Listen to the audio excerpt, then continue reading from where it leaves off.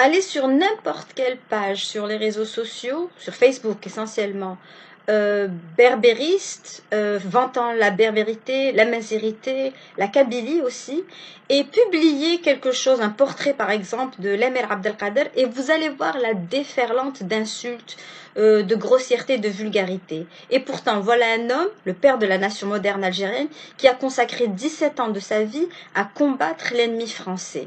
Il ne s'est résigné à la défaite qu'après s'être retrouvé isolé, abandonné de tous, et après avoir combattu pendant 17 ans un ennemi très fort et bien redoutable, bénéficiant d'une armée beaucoup plus importante que la sienne.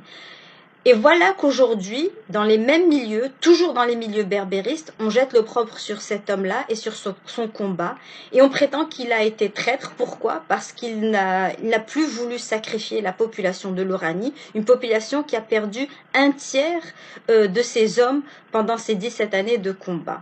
Or, si dans les mêmes pages, ou n'importe quelle page d'ailleurs, vous écrivez ou vous publiez un commentaire peut-être questionnant la probité de Abben Ramdan ou demandant le nombre de victimes de la bleuite aux mains du colonel Amérouche, vous allez recevoir une déferlante d'insultes et d'accusations de racisme, d'anticabilisme, de régionalisme et de tribalisme. Alors la question que je me pose, si insulter ou si jeter l'opprobre ou si poser des questions sur le passé ou sur le parcours de Abben ou de Amérouche ou d'une quelconque autre figure de Kabylie serait de l'anticabilisme.